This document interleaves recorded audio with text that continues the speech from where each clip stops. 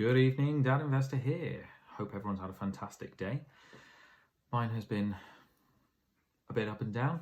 I had some bad news in the family, which is never fun, of course. So yeah, that's taken it's given a bit of a knock on the productivity side of things. So it was a bit of a screw this, let's go get a nice treat. Despite training for the half marathon and being very healthy and not eating anything unhealthy, I decided to go to an ice cream place that's not too far away with the kids and my wife, and we went and got a Snugberries ice cream. Sat on a bench in the cold, and it felt like there was nothing more British than eating ice cream on a very, very, very cold January day in the wind.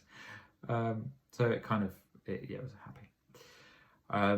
So yeah, aside from that, I've tried to remain productive. The person's house that I viewed recently, that I rang yesterday, and he was looking for some assistance, essentially, on how to approach it. I've done the numbers. I've had to go a lot deeper in figuring out what they were last sold for, what the average growth is per year, to how much each property in the area is worth, average that out, and I came out with what I thought the price was going to be.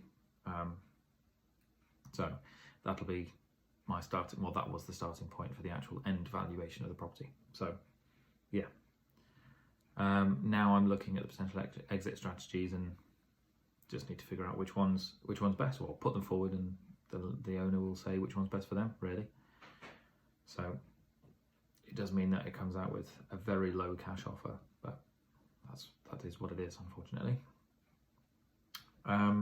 So yeah, that being said, I'm not doing it tonight because I'm knackered and mentally I'm a bit tired as well.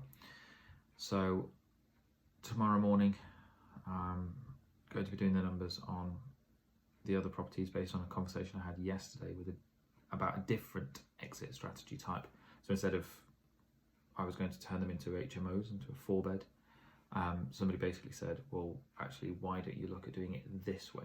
So that's where having people in a network of people and people willing to help and friendly, experienced, professional colleagues, I guess, mentors, helps, because they changed my angle of perception on the properties, and I thought, actually, these could be worth monthly a lot more.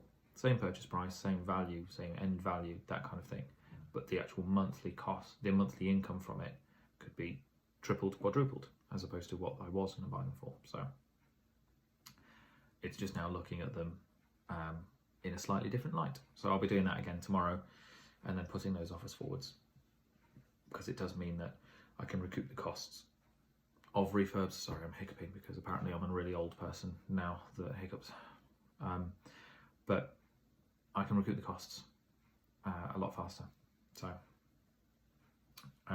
yeah, that's quite exciting, to be honest with you. So yeah, plenty to do, plenty to be done. I shall go to bed now, crack on through it in the morning, and yeah, send another video out tomorrow to explain how I've got on. Offers will go in. My intention is that they'll go in tomorrow, so they'll be somewhere near the top of the pile on Monday morning for the estate agents to look at, review, and tell me whether they're along the right lines. But I'll be submitting a purchase lease option against both of the properties, because both of them need an inordinate amount of work, and it means that I don't have the large initial outlay, but I still then control the property and move on to purchase it later on. So yeah, I shall stop talking now. Everyone have a fantastic evening. Dad Investor over and out. Have a lovely one. Speak to you tomorrow.